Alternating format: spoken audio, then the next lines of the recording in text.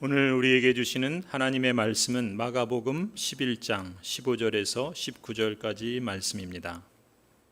그리고 그들은 예루살렘에 들어갔다. 예수께서 성전에 들어가셔서 성전 뜰에서 팔고 사고 하는 사람들을 내쫓으시면서 돈을 바꾸어 주는 사람들의 상과 비둘기를 파는 사람들의 의자를 둘러 엎으시고 성전 뜰을 가로질러 물건을 나르는 사람 것을 금하셨다. 예수께서는 가르치시면서 그들에게 말씀하셨다. 기록한 바 내 집은 만민이 기도하는 집이라고 불릴 것이다 하지 않았느냐? 그런데 너희는 그곳을 강도들의 소굴로 만들어버렸다. 대제사장들과 율법학자들이 이 말씀을 듣고서는 어떻게 예수를 없애버릴까 하고 방도를 찾고 있었다. 그들은 예수를 두려워하고 있었던 것이다. 무리가 다 예수의 가르침에 놀라고 있었기 때문이다. 저녁 때가 되면 예수와 제자들은 의례 성 밖으로 나갔다. 아멘. 마가복음 11장에서 우리는 잎만 무성하고 열매가 없는 무화과 나무를 저주하신 사건과 또 성전에서 팔고 사고 하는 사람들을 내쫓으신 사건을 보고 있습니다. 여기서 예수님께서는 하나님의 언약 백성인 유대인과 그 지도자들에 대한 심판을 말씀하셨죠. 우리가 특히 지난주에는 하나님의 언약 백성이 어떠한 잘못을 했길래 이러한 심판을 초래했는가, 심판을 초래하게 된 잘못이 무엇이었는가에 대해서 우리가 함께 살펴보았습니다. 그리고 오늘은 두 번째 그리고 세 번째 질문에 대해서 함께 살펴보려고 합니다. 그것은 곧 예수님께서 예고하신 대로 심판하시겠다는 이 말씀이 실제로 이루어졌는가 하는 것이고, 또 하나는 이 말씀은 그렇다면 오늘 우리에게 어떤 의미를 주는가라는 점을 살펴보려고 합니다. 여러분, 언약 백성을 심판하시겠다는 말씀, 그 말씀은 실제로 이루어졌을까요? 마가복음 11장 17절을 보시면 예수님께서 이렇게 책망하셨죠. 너희는 그곳을 강도들의 소굴로 만들어버렸다. 성전에 대해서 이렇게 만들었다 책망하시는데, 이 언약 백성들과 그 지도자들에 대한 예수님의 책망은 예레미야 7장과 연결되어 있다. 그런 말씀을 드렸죠. 예레미야 7장 말씀도 구약의 언약 백성들에 대한 심판, 그리고 그 지도자들에 대한 심판을 미리 경고하는 그러한 성격을 갖는 말씀입니다. 한번 같이 보시죠. 예레미야 7장 11절에서 13절 말씀인데요. 예수님께서 말씀하신 것처럼 예레미야도 11절에서 이렇게 말합니다. 그래, 내 이름으로 불리는 이 성전이 너희의 눈에는 도둑들이 숨는 곳으로 보이느냐? 여기에서 벌어진 온갖 악을 나도 똑똑히 다 보았다. 나 주의 말이다. 하나님이 하시는 말씀이에요. 그러면서 뭐라 그럽니까? 너희는 12절에 내가 처음으로 내 이름을 두었던 실로에 있는 내 처소로 가서 내 백성 이스라엘의 죄악 때문에 내가 그것을 어떻게 하였는지 보아라. 하나님께서 이스라엘 백성들에게 실로로 가서 내가 너에게 어떻게 했는지를 봐라 라고 말씀하세요. 여기서 실로는 에브라임 지파, 여호수아를 위시해서 하나님의 백성들이 출애굽을 하고 약속의 땅 가나안을 정복하지요. 그래서 북쪽에 있는 땅을 정복한 그런 지파가 에브라임 지파인데, 그 지파의 도시 중에 하나가 실로입니다. 그런데 이 실로가 왜 중요하냐면, 여호수아가 가나안 정복을 마치고 나서 성막을 둔 곳이 이 실로였어요. 그러니까 광야를 지날 때 계속 하나님의 언약궤와 그 하나님을 만남의 장소에 있던 성막은 이동을 했죠. 그리고 정복전쟁을 하고 정복전쟁을 마친 후에는, 즉 약속의 땅에 들어와서는 그 성막이 실로라고 하는 도시에 머물렀던 거예요. 그래서 여호수아 시대부터 사무엘 시대까지 하나님의 언약 백성들은 실로에서 하나님을 예배했습니다. 여호와의 절기도 그랬고요. 그런데 이 이스라엘이 블레셋과 전쟁을 하는데, 블레셋과 전쟁에서 패하게 돼요. 그러니까 전세가 불리하니까 하나님의 언약궤를 가져다가 전쟁을 하면 이길 것이다 생각하고 언약궤를 들고 나갔는데 그것마저도 뺏겨버려요. 그래서 언약궤가 다시는 이 실로로 돌아오지 못하게 됩니다. 이 사건을 두고서 지금 예레미야에서 말씀하는 거고, 특히 이 실로의 사건을 시편 78편에서는 이렇게 평가합니다. 59절을 보시면 하나님께서 듣고 노하셔서 이스라엘을 아주 내버리셨다. 사람과 함께 지내시던 그 천막, 실로의 성막을 내버리셨다. 주님의 능력을 나타내는 궤를 포로와 함께 내주시고 주님의 영광을 나타내는 궤를 원수의 손에 내주셨다. 지금 예레미야 지금 7장에서 하나님께서 그 실로에서 하나님이 과거에 행하셨던 일을 너희가 봐라 라고 하시면서 이제 계속해서 이런 말씀을 하시는 거예요. 예레미야 7장 14절입니다. 그러므로 내가 실로에서 한 것과 똑같이 내 이름으로 불리며 너희가 의지하는 이 성전 곧 내가 너희와 너희 조상에게 준 이 장소에서 내가 똑같이 하겠다. 내가 너희의 모든 친척 곧 에브라임 자손 모두를 내 앞에서 쫓아버렸던 것과 똑같이 너희도 내 앞에서 멀리 쫓아버리겠다. 그러니까 하나님께서 이미 북쪽 지파 있던 북이스라엘을 아수르에 의해서 멸망당하게 하셨거든요. 그래서 그들을 내쫓아 버리셨어요. 그런데 지금 예레미야를 통해서 뭘 말씀하시냐면 남아있는 남쪽에 있는 유다 지파도 하나님께서 내쫓아 버리시겠다. 이렇게 말씀하시는 거예요. 실로에서 그 언약궤를 뺏기고 그리고 그 성막이 무너진 것처럼 똑같은 일을 하시겠다라고 경고하시는 거예요. 그런데 그나마 이때는요, 아직 기회가 있는 거죠. 하나님께서 경고하실 때는 기회가 있는 거예요. 회개할 수 있는 기회가 있는 거 아니겠습니까? 하나님은 오래 참으시고 긍휼이 많으시잖아요. 그래서 회개하고 돌아오는 언약 백성들을 향해서 하나님은 회복의 은총을 약속하세요. 20절 예레미야 7장 20절부터 보면 이렇게 말씀하세요. 그러므로 나 주 하나님이 말한다. 나의 무서운 분노가 바로 이 땅에서 쏟아져서 사람과 짐승과 들의 나무와 땅의 열매 위로 쏟아져서 꺼지지 않고 탈 것이다. 나 만군의 주 이스라엘 하나님이 말한다. 너희에게 받고 싶은 것은 제사가 아니다. 그 다음에 내려와서 23절을 보세요. 그럼 뭘 원하시는가? 오직 내가 명한 것은 나에게 순종하라는 것. 그러면 내가 그들의 하나님이 되고 그들은 나의 백성이 될 것이라는 것. 내가 그들에게 명하는 그 길로만 걸어가면 그들이 잘 될 것이라고 한 것뿐이지 않았더냐. 그러니까 하나님께로 돌아오고 하나님의 그 명한 것을 잘 순종하면 하나님께서 회복해 주시겠다는 거예요. 그들이 잘 되게 하실 거라는 거예요. 그런데 어떻습니까? 당시의 구약의 언약 백성들과 지도자들은 그 길을 가지 않죠. 예레미야 선지자를 통해서 선포하는 이 말씀에 대해서 하나님을 가볍게 여깁니다. 끝내 회개하지 않고 오히려 더 고집을 부리고 완악해지죠. 그래서 24절, 25절을 보면 25절을 이렇게 말하고 있어요. 너희 조상이 이집트 땅에서 나온 날로부터 오늘까지 내가 나의 종 예언자들을 너희에게 보내고 또 보냈지만 나에게 순종하지도 않고 귀를 기울이지도 않았다. 오히려 너희는 조상보다도 더 고집이 세고 악하였다. 여러분 결국 하나님의 언약 백성들이 어떻게 됩니까? 하나님의 예고하신 심판이 임박하게 돼요. 그리고 하나님께서는 다시 예레미야 선지자를 통해서 더 구체적으로 심판을 예고하십니다. 그게 뭐예요? 하나님께서 바벨론이라고 하는 민족을 사용하셔서 그 민족의 느부갓네살 왕을 심판자로 사용하셔서 하나님의 언약 백성과 예루살렘 성전을 파괴하겠다. 이렇게 구체적으로 예고해 주세요. 그게 21장 3절에서 7절 말씀이에요. 4절을 보시면 이렇게 말합니다. 주 이스라엘의 하나님이 말한다. 너희는 지금 성벽을 에워싸고 공격하는 바빌로니아 왕과 갈대아 군다에게 맞서서 싸우려고 무장을 하고 있으나 내가 너희가 가지고 있는 모든 전쟁 무기를 회수하여 이 도성 한가운데 모아놓겠다. 지금 느부갓네살 왕, 바벨론 왕이 지금 쳐들어와서 예루살렘을 포위하고 있는 거예요. 그러니까 거기에 맞서서 하나님의 언약 백성들이 싸우려고 하니까 하나님이 뭐라고 말씀하세요? 너희가 맞서서 싸우려고 하는 그 무기들을 하나님께서 다 회수해버리겠다. 이렇게 하시는 거예요. 그러면서 5절에 뭐라 그럽니까? 내가 직접 너희를 공격하겠다.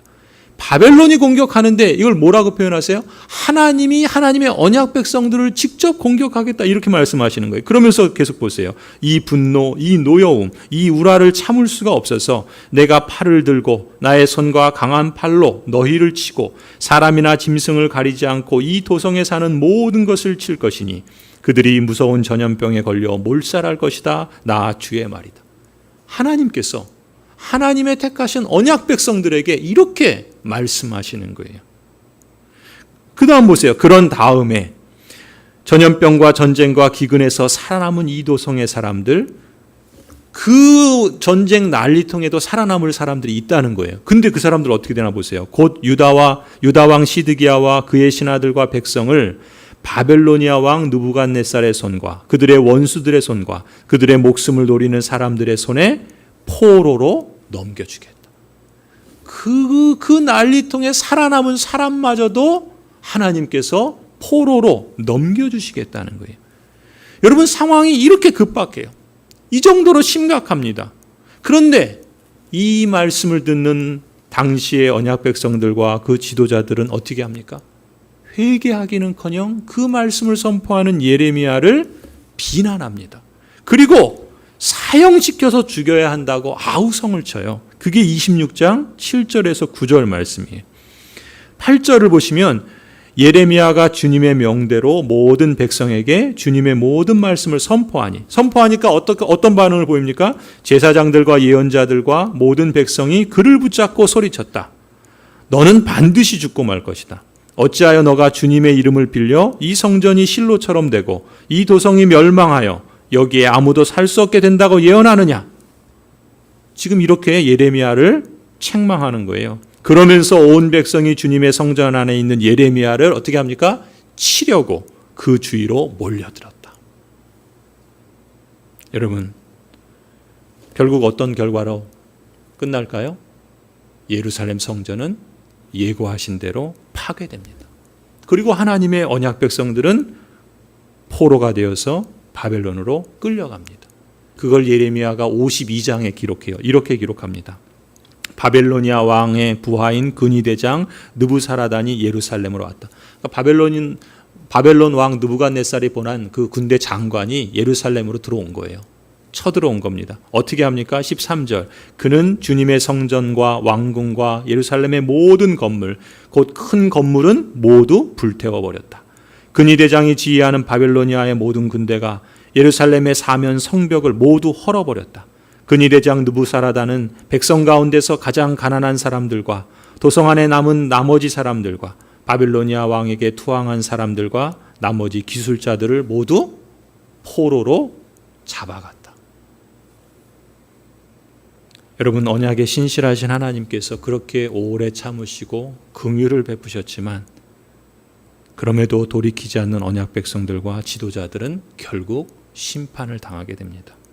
예루살렘 성전이 무너집니다.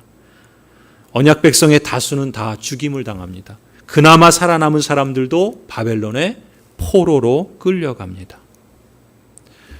여러분, 여기서 우리가 주목할 점이 있어요. 이 구약 시대에 진행되었던 이 심판의 모양이요, 신약에서도 동일하게 반복된다는 사실입니다.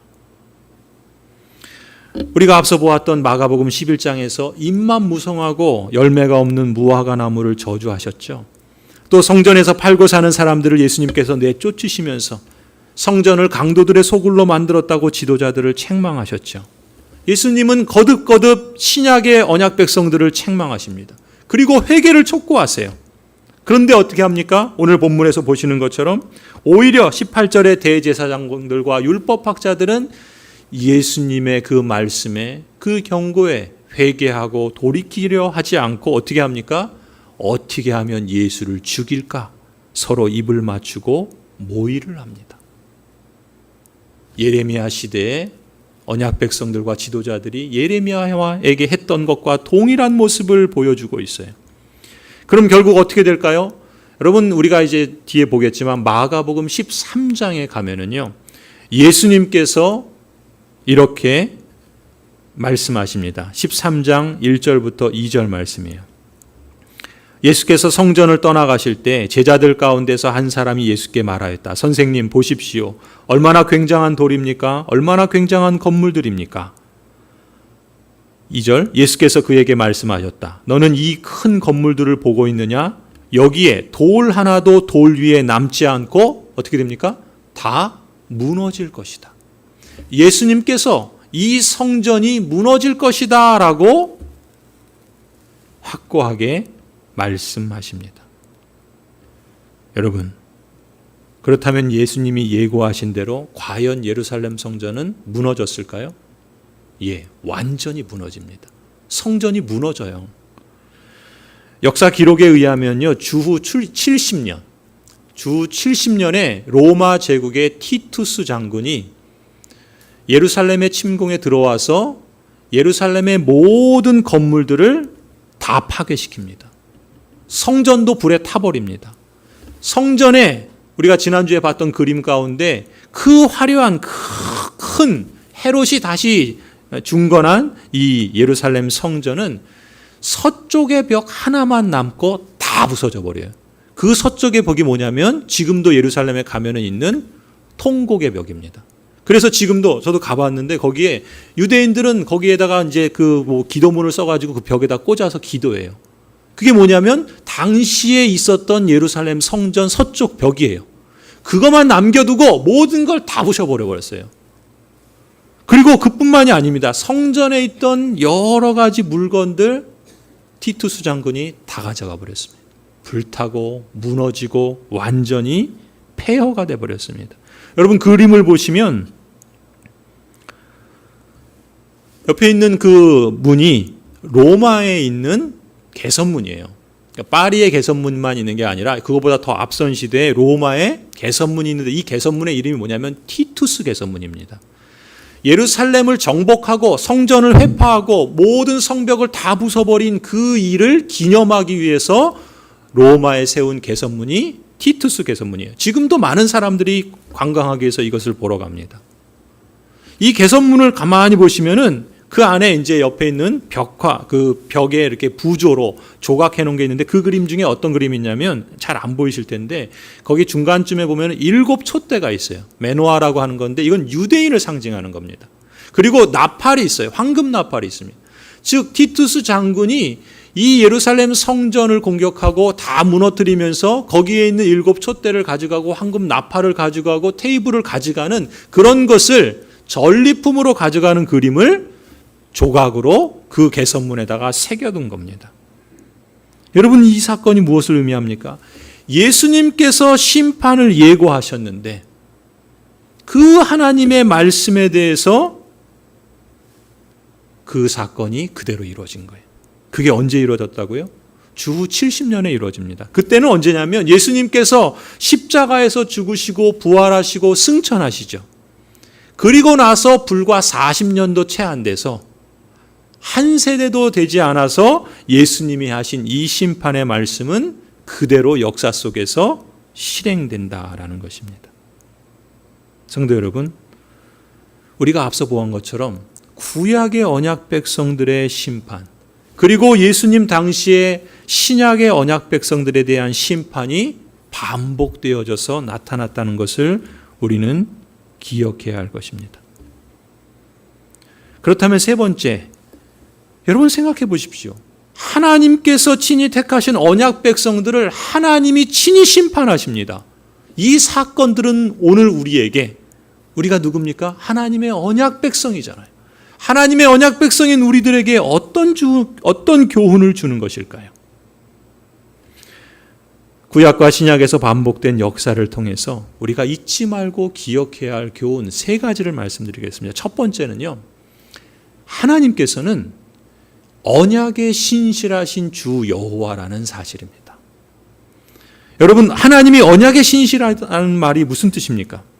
하나님이 언약의 신실하시다라는 말은요, 쉽게 표현하면 하나님은 약속하신 것, 언약하신 대로 그대로 행하시는 분이다라는 뜻이에요.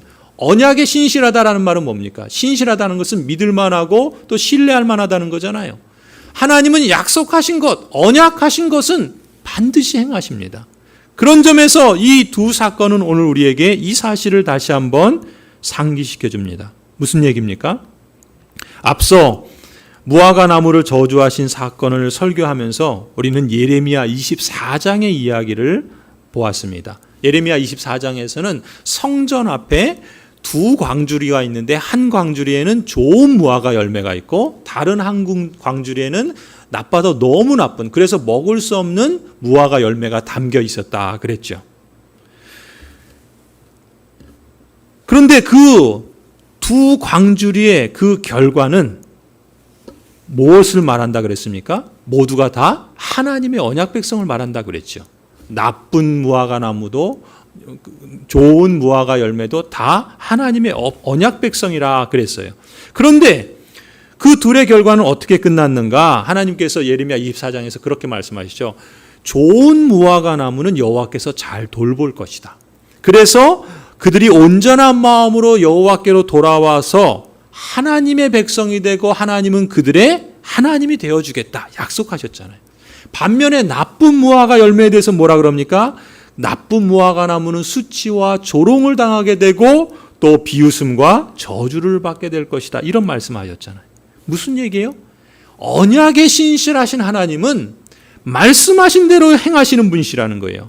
그래서 하나님의 언약 백성이 하나님과 맺은 언약에 대해서 어떤 반응을 보이느냐에 따라서 언약 백성의 삶도 열매도 달라진다는 것입니다.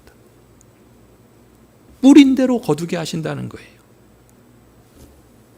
하나님의 언약에 대해서 온전한 마음으로 돌아와서 하나님의 백성이 되면 하나님께서 잘 돌보아 주시고 그들의 하나님이 되어 주시는데, 나쁜 무화과처럼 하나님의 말씀에 귀 기울이지 아니하고 하나님의 뜻에 순종하지 아니하며 하나님께 반역한 언약 백성들은 마치 나쁜 무화과처럼 수치와 조롱을 당하고 비웃음과 저주를 받게 될 것이다.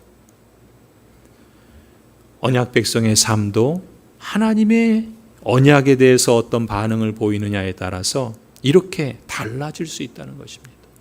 특히 구약에 하나님의 언약 백성을 심판하신 사건과 신약의 예수님 당시에 하나님의 언약 백성을 심판하신 이러한 사건들을 통해서 과연 하나님은 참으로 언약에 신실하신 분이다라는 것을 다시 한번 우리가 기억해야 할 줄을 믿습니다. 그런데요, 여기서 좀 의아한 점이 있어요. 여러분, 하나님께서 당신이 택하신 언약 백성들을 심판하세요. 그러면 하나님의 나라는 어떻게 되는 겁니까? 하나님께서 택하신 언약 백성을 통하여 하나님이 통치하시고 그들을 통하여 하나님의 열방 가운데 제사장 나라로 삼으시셔서 하나님의 그 창조의 그 보기 좋은 그 모습을 다시금 회복하시고 하나님이 평강과 또 은혜로 통치하시는 그 나라를 세우시겠다고 하셨는데, 아니 이제 하나님이 택하신 언약 백성을 심판하시면 도대체 하나님이 세우시겠다는 나라는 어떻게 되는 겁니까? 하나님께서 통치하시는 이 땅과 나라는 이제 더 이상 소망도 없고 심판으로 끝나는 것입니까? 이런 질문이 생기지 않겠습니까? 여기서 우리가 두 번째 이 사건을 통해서 주목해야 할 교훈이 있습니다. 그것은 무엇인가? 하나님은 남은 자를 통해서 여전히 일하시는 분이시다. 하나님은 남은 자를 통해서 하나님의 열심과 긍휼하심을 나타내신다. 이것이 우리가 주목해야 될 두 번째 교훈입니다.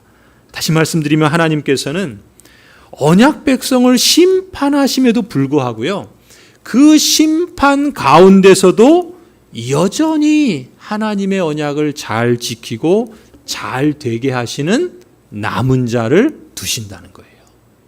그러니까 모든 언약 백성을 다 심판하시는 것은 아닙니다. 그런 점에서 하나님의 언약은 절대 깨어지지 않습니다. 언약 백성 모두가 버림받는 일은 없기 때문에 그렇습니다. 하나님은요, 하나님의 언약이 깨어지지 않도록 언약 백성 가운데 그들이 심판받는다 할지라도 그 가운데 누구를 두신다고요? 남은 자를 두신다고요. 남은 자를 두십니다. 그것이 하나님께서 역사를 진행해 가시는 하나님의 방법이에요. 구약에서도 그랬고요, 신약에서도 그랬고요, 지금도 그렇습니다. 그래서 비록 돌로 세운 성전은 무너졌을지라도 하나님께서는요, 남은 자를 통해서 진정한 성전은 다시 세우십니다. 그것이 하나님이 일하시는 방식이에요. 여러분, 그러면 구약 성경에서 남은 자는 누굴까요?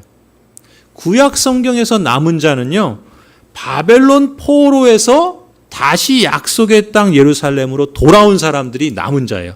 예레미야 24장 보실까요? 우리가 앞서 말씀드린 두 광주리의 얘기를 말씀드린 본문이 예레미야 24장에 한번 보세요. 5절부터 보시면 나 주 이스라엘의 하나님이 말한다.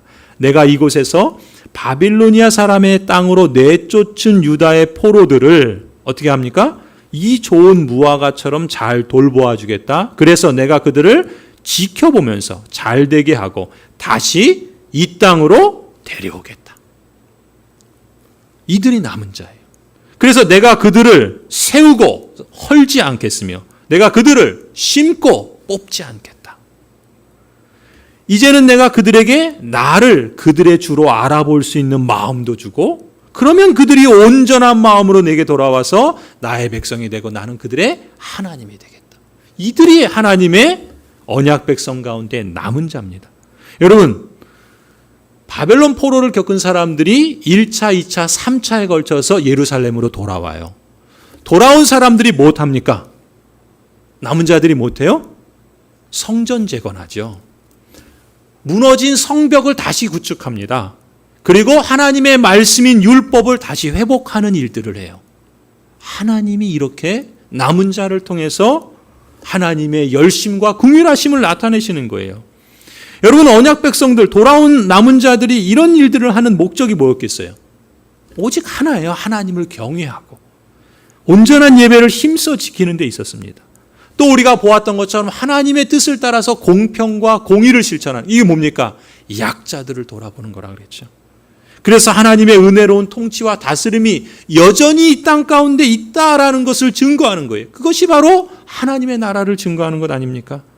이렇게 해서 하나님은 남은 자들을 통해서 열방에게 여전히 제사장적인 사명을 감사와 감격으로 순종하는 그러한 사람들을 통해서 일하신다는 것입니다. 그런데 구약에만 그랬느냐? 신약 성경에서도 마찬가지예요. 지난번 그런 말씀드렸죠. 신약 성경에서 누가 성전이라고 그랬습니까? 예수님이 성전이라고 그랬죠. 예루살렘 성전은 무너져도요, 예수 그리스도께서 진정한 성전이 되어주셨습니다. 그러니까 참 성전이신 예수님을 통해서 하나님을 만나요. 예수님을 통해서 하나님을 예배합니다. 예수님을 통해서 하나님의 뜻을 순종하도록 하나님께서는 새로운 언약 백성들을 초대하고 부르셨죠. 그게 누굽니까? 교회예요, 교회. 새로운 언약 백성을 부르시고 초대하셨습니다. 그렇다면 이제 예수님께서 부활하시고 승천하셔서 하나님 보좌 우편에 계시면서 다시 재림하실 때를 우리는 기다립니다. 그럼 예수님께서 재림하실 그때까지 이 땅에서 누가 성전이에요? 바로 여러분이 성전 아닙니까?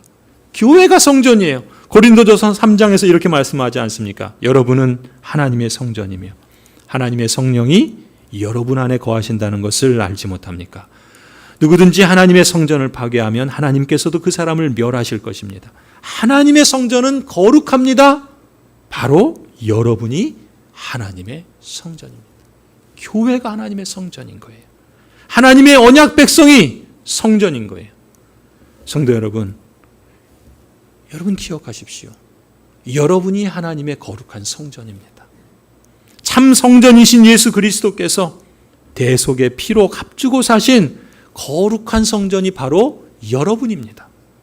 고양지 1교회는 하나님 나라의 언약 백성으로서 그런 점에서 구약의 예루살렘 성전을 주신 목적처럼, 또 신약의 예수님께서 친히 당신의 사역과 순종을 통해서 행하신 것처럼 이제 여러분도, 고양지 1교회도 거룩한 성전이요 영광스러운 하나님의 나라로서 하나님을 경외하고 힘써 예배하며 신앙생활과 일상생활에서 거룩함을 이루어 가도록 부름받았다라는 점을 여러분 기억하시기 바랍니다.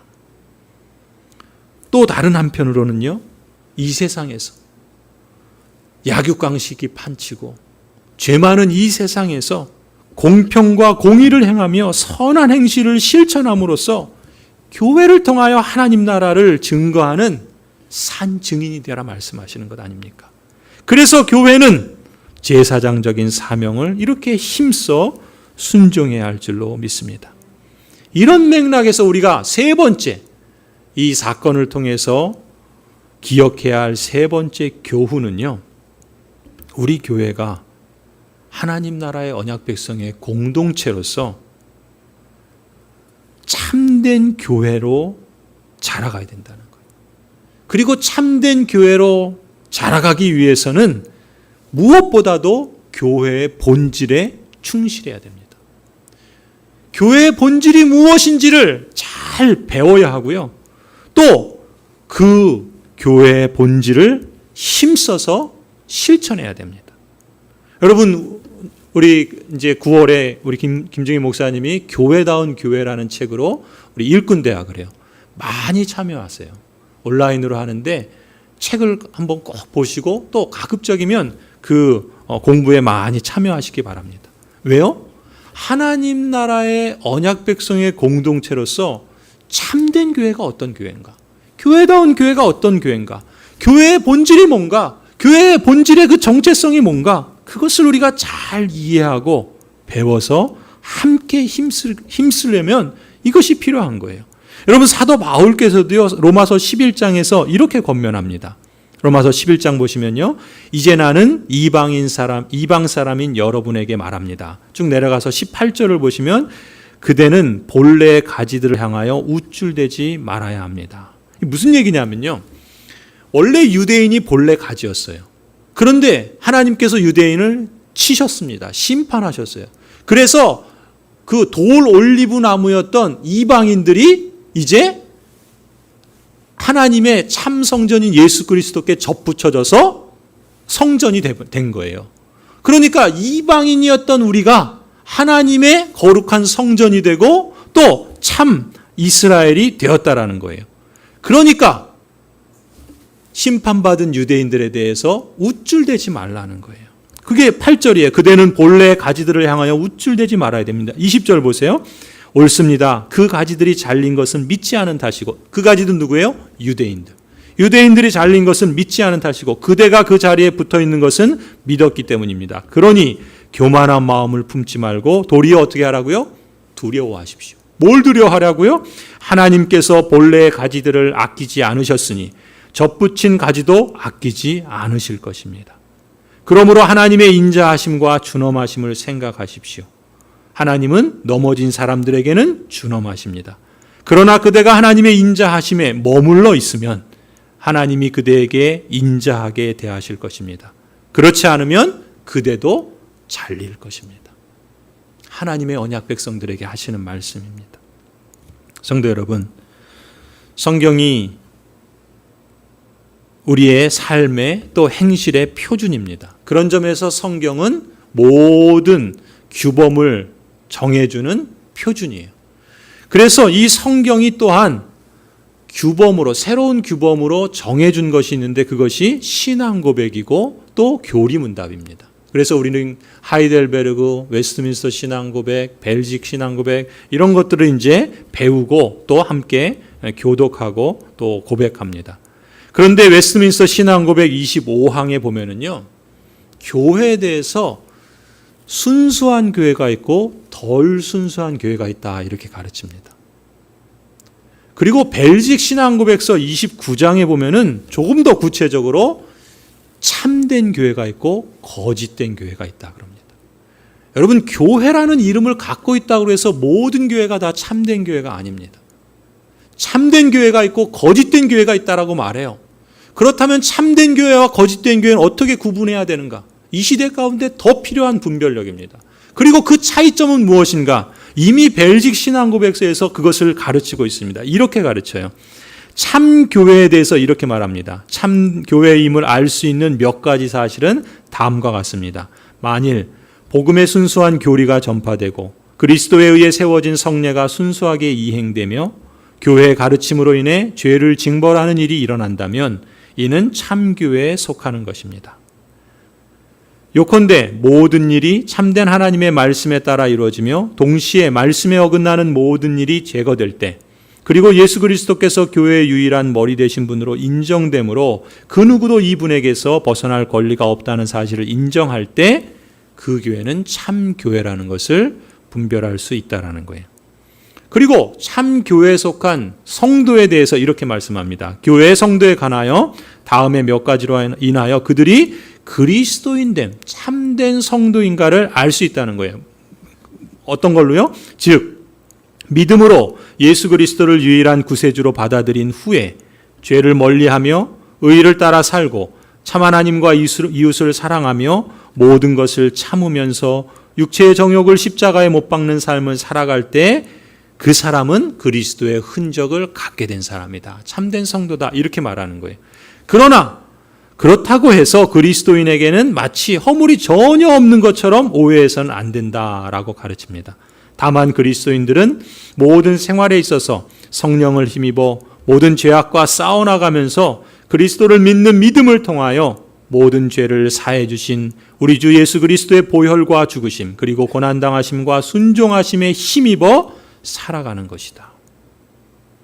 반면에 거짓 교회는 어떤 특징이 있느냐? 이렇게 가르칩니다. 거짓 교회란 하나님의 말씀의 능력과 권위보다는 그들 스스로의 능력과 권위를 내세우면서 그리스도의 명령에 따르고자 하지 않는 교회. 이런 교회는 교회 이름을 갖고 있어도 참된 교회가 아니라 거짓 교회라는 겁니다. 또한 그들은 그리스도께서 가르치신 말씀대로 성례를 시행치 않고 그들 스스로의 생각에 맡긴 채 말씀에서 무언가를 더하는데, 다시 말해서 그리스도보다는 사람에게 더 의존하고 하나님의 말씀을 따라 거룩하게 사는 자를 핍박하고 죄와 욕심과 우상숭배를 책망하는 자를 오히려 핍박하는 그런 교회는 거짓된 교회다. 이 두 가지 유형의 교회, 참교회와 거짓교회는 쉽게 알 수 있고 구별할 수 있다. 이렇게 가르칩니다. 성도 여러분, 오늘 우리는 교회의 신뢰도가 땅으로 떨어진 시대를 살아가고 있습니다. 그런 점에서 우리는 심각하게 고민하지 않을 수 없습니다. 무엇을요? 우리는 정말 참된 교회인가? 우리는 정말 하나님이 기뻐하시는 교회인가? 참된 교회는 어떤 모습이어야 하고 하나님이 기뻐하시는 교회는 어떤 모습이어야 하는지를 고민하지 않을 수 없습니다. 여러분, 위기의 시대일수록 교회는요, 교회의 본질로 돌아가야 합니다. 교회의 본질이 무엇인지를 알아야 되는 거예요. 그리고 교회의 본질을 실천해야 하는 줄로 믿습니다. 과거 유대인들이, 구약의 백성들도, 신약 예수님 당시의 백성들도 그 본질을 놓쳐서 결국 성전이 회파되고 그 언약 백성을 빼앗겼던 것처럼 우리도 그들과 같은 길을 걸어가서는 안 되는 것입니다. 우리도 과거 유대인들이 그랬던 것처럼 무너진 성전으로 버림받아서는 안 되지 않겠습니까? 우리 교회와 여러분이 이 시대의 남은 자가 되기를 소원합니다. 그래서 무너진 성전을 딛고 다시 하나님의 나라를 세워가는 그러한 복된 응답이 우리 교회를 통해서 또 여러분을 통해서 있기를 간절히 축원합니다. 기도하시겠습니다.